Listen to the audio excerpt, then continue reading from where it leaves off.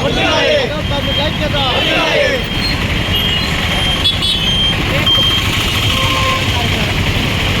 రాష్ట్ర వ్యాప్తంగా అన్ని ఆటో సంఘాల దేశవాళ్ళు తలపెట్టిన బంధువులు విజయవంతం చేయాలని కోరుకుంటూ సూర్యాపేట ధర్మ చౌరస్తలో ఈరోజు ప్రోత్సహిస్తున్న చేయడం జరిగింది.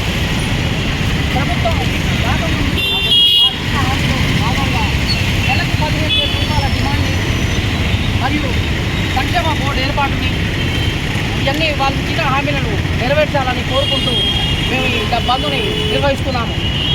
ఎంతోమంది దాదాపుగా 400-500 కార్మికులు ఆటో డ్రైవర్లు ఈ ఫ్రీ బస్సు వలన ఆత్మహత్యలు చేసుకున్నారు.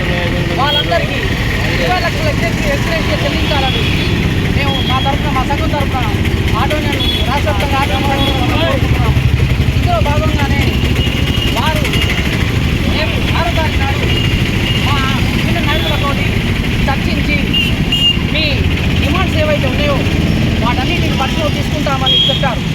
సానుకూలంగా స్పందించి మా నాయకులతో రేపు 6వ తారీఖు చర్చల అనంతరం వాళ్ళు మాకు అనుకూలంగా సహకరించి మేము ఇచ్చిన డిమాండ్లకు వారు ఒప్పుకుంటే బంధును విరమించుకోవడం మేము సిద్ధంగా ఉన్నాం. అదే హామీలను వాళ్ళు ఎండగడుతూ ఇప్పటి వరకు వస్తున్నారు. ఇచ్చిన హామీలు ఇంకొక సంవత్సరం కొడుకు అయినా కూడా ఇచ్చిన హామీ వేసి నెరవేర్చకుండా ఆటో కార్మికులకు అన్యాయం చేస్తూ వాళ్ళు సాగిస్తున్నారు. సంవత్సరం నుంచి ఇప్పటి వరకు కూడా ఫ్రీ బస్సు పెట్టాక నాటి నుండి కూడా 400-500 మంది ఆటో కార్మికులు ఆత్మహత్యలు చేసుకున్నారు.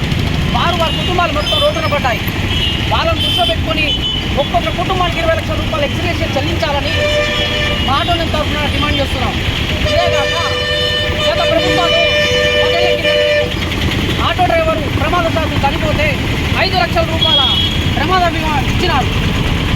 ఇప్పుడు ఈ గవర్నమెంట్ 10 లక్షల రూపాయలు ఇవ్వాలని కోరుకుంటున్నాము. అలాగే ప్రమాదశాత్తు కాకుండా సహజ మరణానికి కూడా 10 లక్షల రూపాయల ఇన్సూరెన్స్ కల్పించాలని, వాళ్ళ కుటుంబాలను ఆదుకోవాలని, ఆటోల కుటుంబాలని సత్వరంగా ఆదుకోవాలని మా ఆటో నాయకులతో చర్చించి మాకు అనుకూలంగా తీర్పు రావాలని